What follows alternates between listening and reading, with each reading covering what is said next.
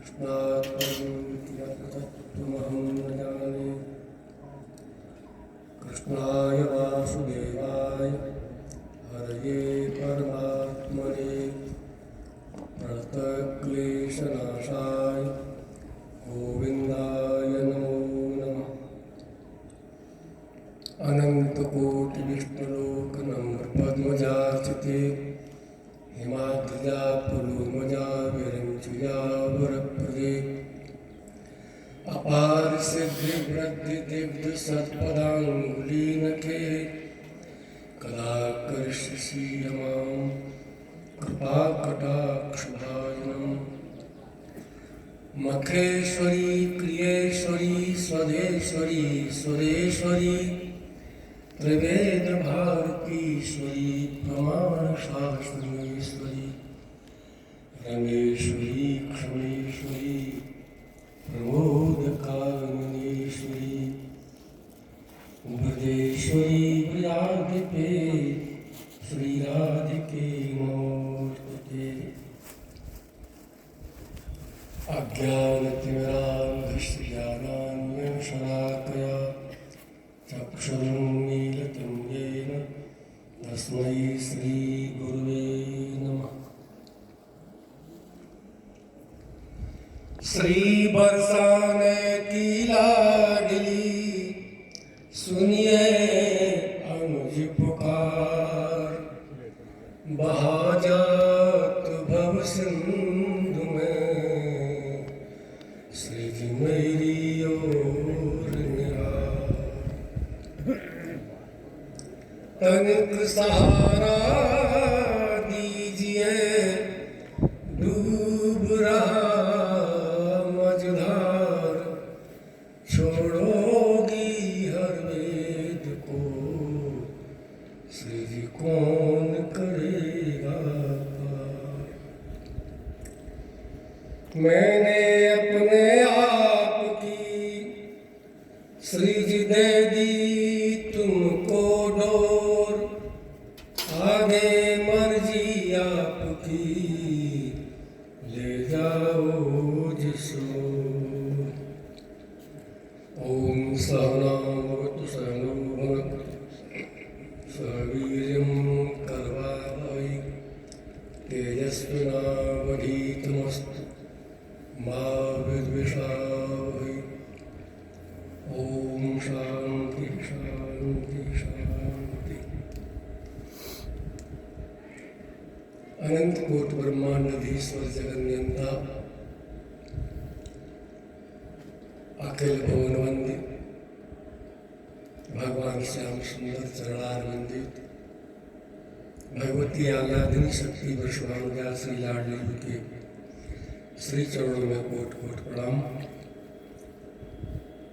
मंचस्थ यतवृंद समुपस्थित भक्त भक्त आइए दो चार बार भगवान नाम की पुनरावृत्ति, उसके बाद हर प्रेरित भगवत चिंतन। श्री कृष्ण गोविंद हरे मुरारे, श्री कृष्ण गोविंद हरे मुरारे। हे नाथ नारायण वासुदेव, हे नाथ नारायण वासुदेव। श्री कृष्ण गोविंद हरे मुरारे, श्री कृष्ण गोविंद हरे मुरारे। हे नाथ नारायण वासुदेव, हे नाथ नारायण वासुदेव। श्री कृष्ण गोविंद हरे हरे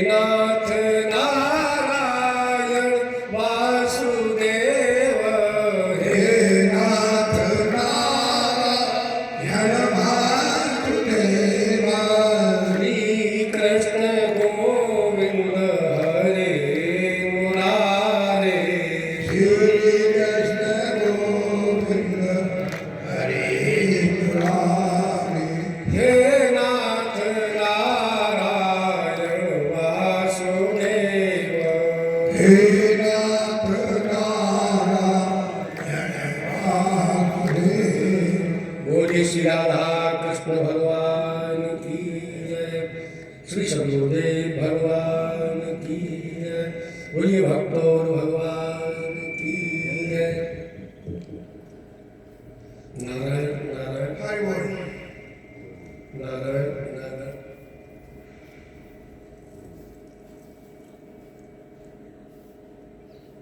ब्रह्मात्मैक्य बोध हो अथवा भगवत साक्षात्कार, दोनों के मूल में अंतःकरण विशुद्धि परमावश्यक है। बिना अंतःकरण विशुद्ध हुए न तो ब्रह्मात्मैक्य बोध हो सकता है, न भगवत साक्षात्कार हो सकता है। जैसे गोसाई जी ने बालकांड की स्तुति में प्रथम श्लोक में कहा, बोले मेरे बनाए हुए भवानी शंकर की वंदना किए बिना कोई भी सिद्ध पुरुष अपने अंतःकरण में उस ईश्वर का साक्षात्कार नहीं कर सकते। भवानी शंकर वंदे श्रद्धा विश्वास रूपिणो याभ्याम बिना न पश्यन्ति सिद्धाः स्वान्तस्तमीश्वर।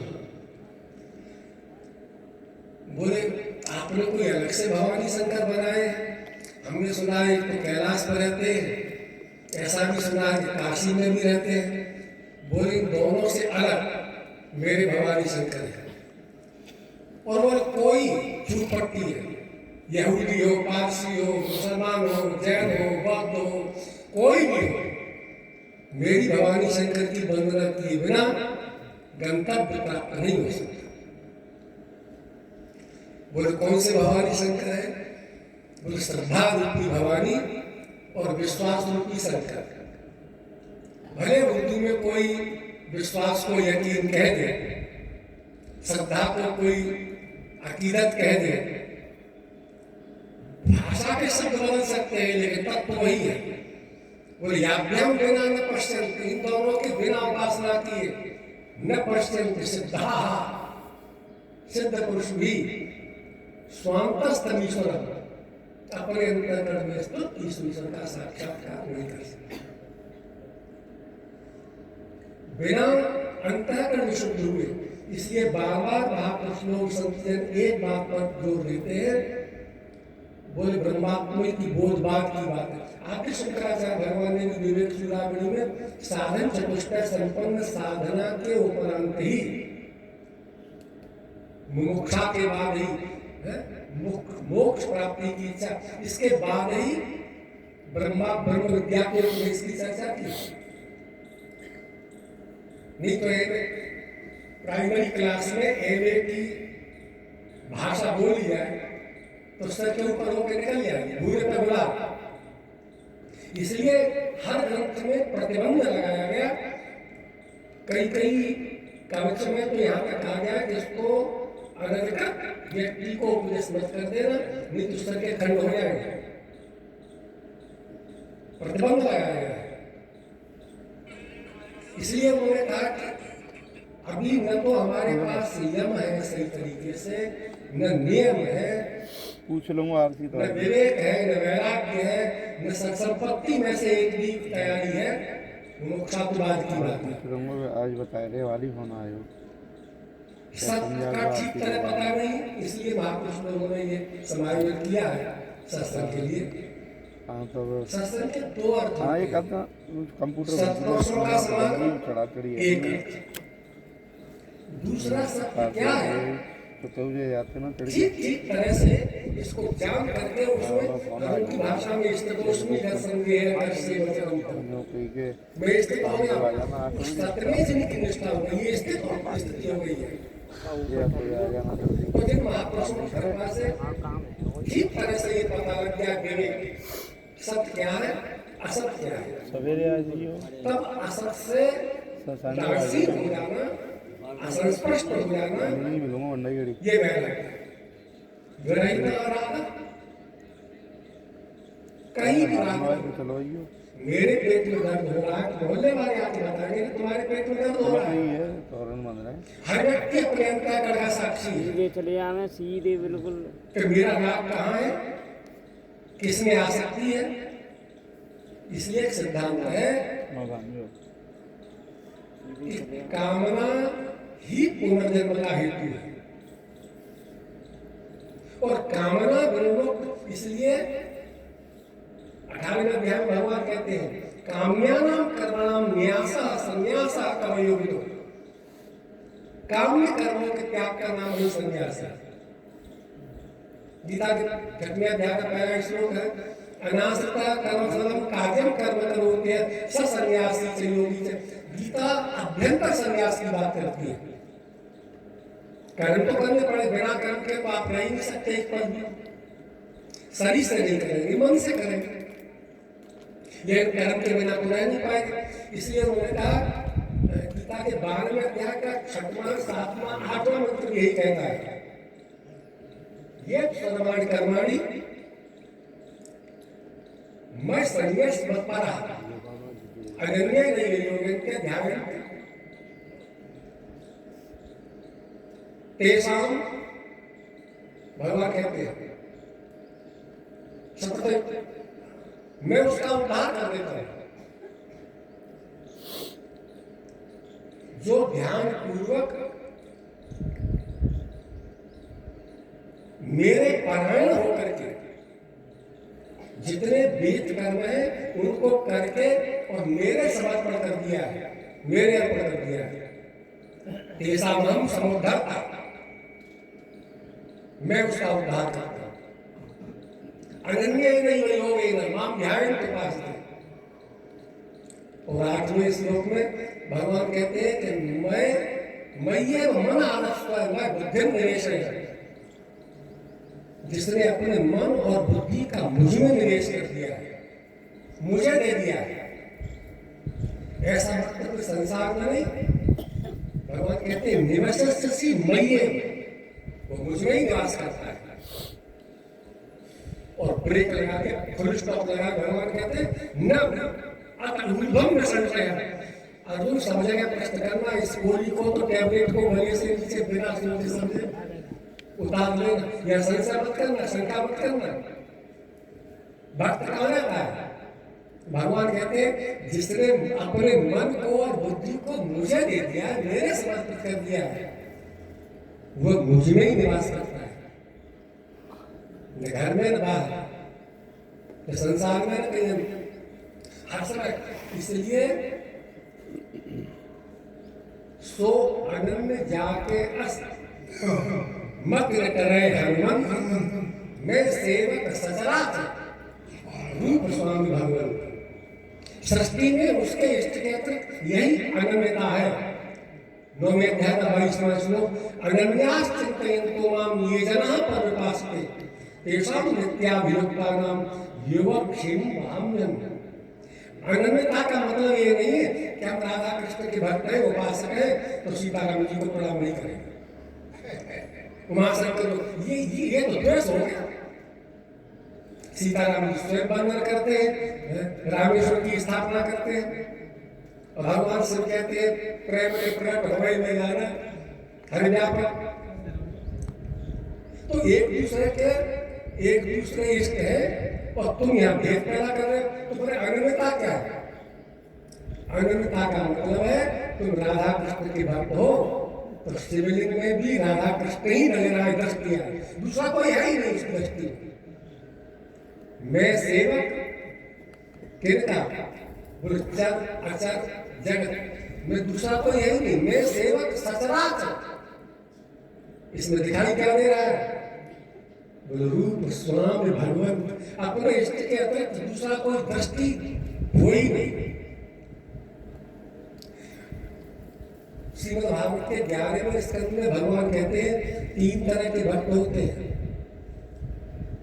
एक जिसको मंदिर की मूर्ति में तो मैं दिखाई देता हूं, इसके अलावा कहीं में दिखाई नहीं देता। भले बाहर आके कुत्ते के काम को पड़े, कुत्ते में भगवान दिखाई नहीं देते, केवल मूर्ति। पर तो बहुत लोगों को मूर्ति में भगवान नहीं दिखाई देते, मूर्ति में भी पत्थर या पीतल या तांबा का लोहा दिखाई देता है। लेकिन कुछ लोगों को चलो यहाँ से उठ के ऊपर, उन्हें मूर्ति में भगवान दिखाई दे रहे हैं। ये तृतीय श्रेणी के हैं। इसके और ऊपर उठ करके दूसरी श्रेणी के वो लोग हैं जिनको मूर्ति में भी दिखते हैं और बाहर भी दिख रहे हैं, लेकिन सर्वोत्तम कोटि के वो भक्त हैं जिसको अपने इष्ट के अतिरिक्त दूसरा को दिखाई देता ही नहीं। सियाराम में निज ब्रह्मय देखे, ये उपासना काव्य है। जब मैं था तब हर नहीं,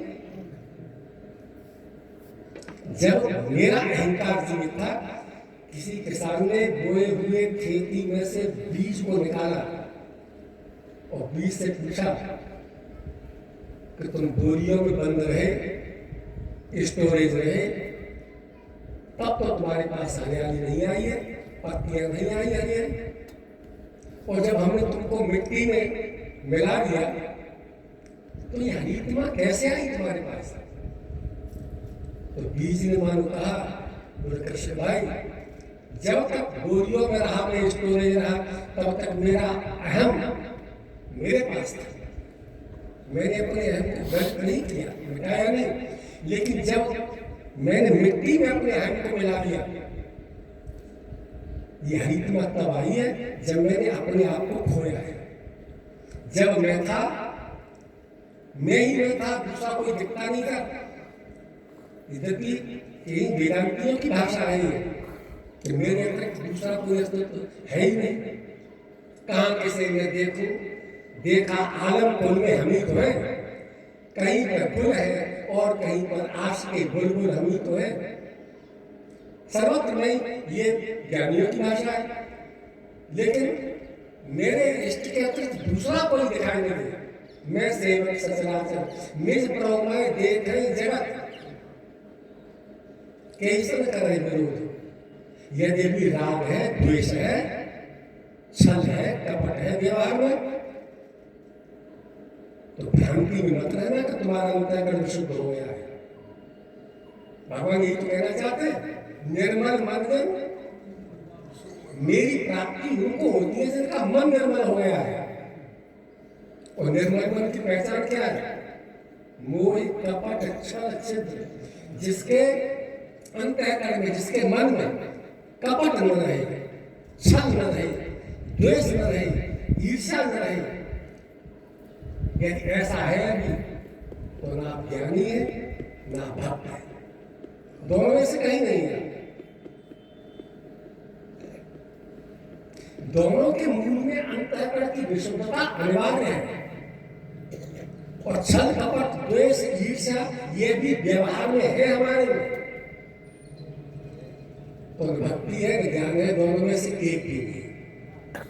निज ब्रह्मय देख रही जगत, यदि अपने इष्टमय जगत को देखना आ गया है तो विरोध किसका?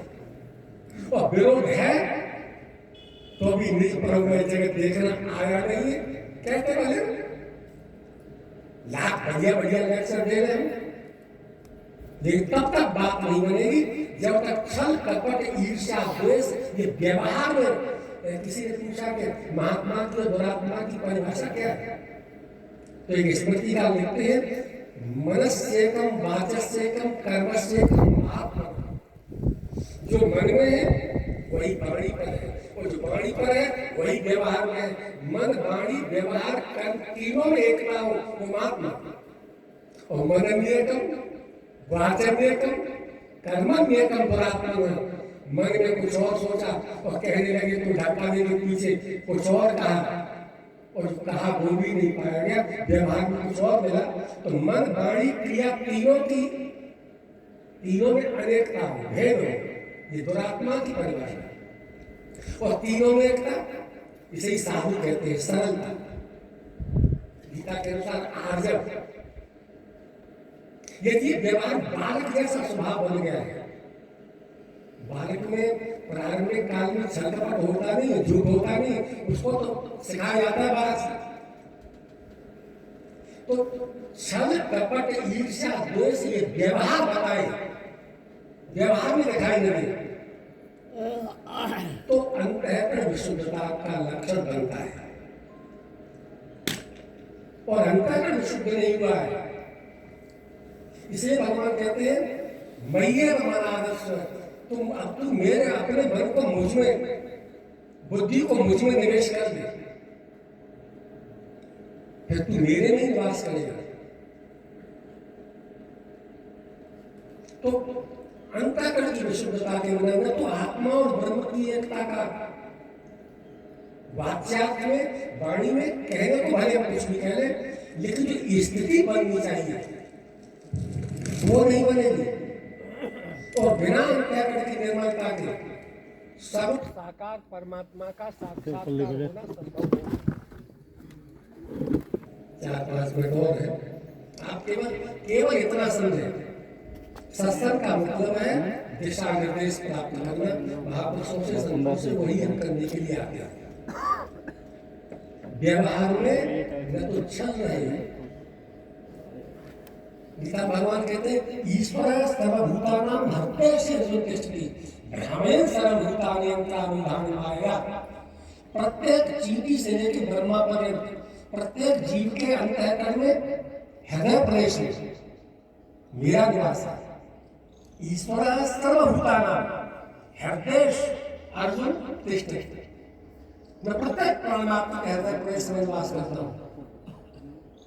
तो सबके अंदर ठाकुर जी बैठे, भगवान बैठे, तो छल किससे कर रहे हैं, झूठ किससे बोल रहे हैं, ईर्ष्या द्वेष किससे कर रहे हैं।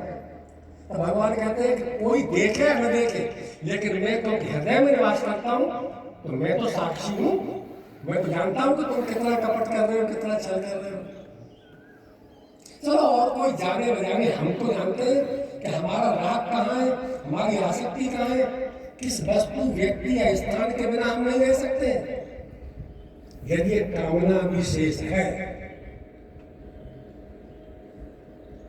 तो मैं चाहे लाल कपड़े पहनूं, चाहे आप पैंट शर्ट में हो, बात बनेगी नहीं। मैं अपने अंतःकरण का स्वयं साक्षी हूं। मुझे पता है कि किस व्यक्ति के बिना मैं नहीं रह सकता, मेरी उसमें आ सकती है। किस वस्तु के बिना मैं नहीं रह सकता हूँ, उस वस्तु में आ सकती है। अथवा किस स्थान के बिना नहीं रह सकता हूँ, ये मैं अपने अंतःकरण का स्वयं साक्षी हूँ। मुझे कौन बताएगा करके। इसलिए काम्यानां कर्मणाभ्यासः, महापुरुष लोग कहते हैं कि देखिए पहले तो सकाम कर्मों का ठीक तरह से निर्वहन होना ही बहुत कठिन है। विधि का निर्वाह आप नहीं कर पाएंगे। चोटी चाहिए, जनेऊ चाहिए, वस्त्र चाहिए, स्थान विशुद्ध चाहिए, दिशा, ये बहुत नियम होते हैं। सकाम कर्म करने के लिए विधि परमावश्यक है। चलो विधि तुमने किसी तरह संपन्न कर भी ली, तो सकाम कर्मों का अधिकतम पहुंच है ब्रह्मलोक। इसके आगे पहुंच नहीं। स्वर्गादि किया ब्रह्मलोक। और तेतम भक्त्वा सर्वलोकं विशालम क्षीरे पुण्ये मृत्युलोकं विशन्ति एवं त्रयी धर्म मन प्रपन्ना कथम काम कामाल बनते। उस विशाल स्वर्गलोक को तुमने सकाम कर्म किए, स्वर्ग मिल गया। कौन सा हाथ मान लिया आपने? वह जब तक जेब में पैसे है, 5 स्टार होटल में आपने मैंने ऐसे खूब दोस्ती गांठ लो, लेकिन जैसे ही पैसे खत्म होटल से बाहर, तो 100 स्टार होटल मान लो ब्रह्मलोक स्वर्गलोक को। आपका पुण्य रहेगा, तब रहेगा, तब तक आपको रहिए, उसके बाद पटक दिए जाओगे। तो सकाम कर्म की एक सीमा है, मुक्त नहीं हो पाओगे। गोलोक आदि जो हमारे हमने किया है, सालोक्य सामीप्य सामीप्य आदि, वो प्राप्त नहीं होगी। न आत्मा और ब्रह्म की एकता का बोध होगा। इतना ही कह करके वाणी को नाम एक बार भगवान नाम में श्री कृष्ण गोविंद हरे मुरारे, श्री कृष्ण गोविंद हरे मुरारे, हे नाथ नारायण वासुदेव, हे नाथ नारायण वासुदेव। बोलिए श्री राधा कृष्ण भगवान की जय, नृसिंहदेव भगवान की जय, बोलिए भक्त और भगवान की जय। जय जय श्री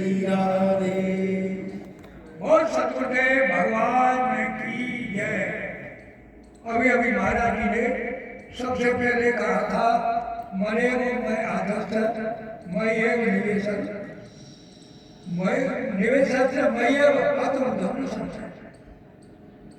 तो हमारा भूल क्या होती है, हम शरीर को तो परमात्मा में लगाना चाहते हैं और मन बुद्धि में लगा देते हैं संसार।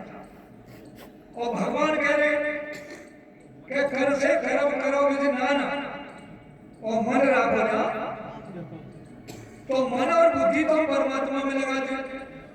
अच्छा विचार कर ये मन बुद्धि अब संसार के वैभव के लिए लगा रहे हैं तो परमात्मा के लिए लगा रहे हैं, बिल्कुल विपरीत। और भगवान कह रहे मत कर्म कृत मत परमो मत भक्त संग वर्जत निर्वैर सर्वभूतेषु यह समावेश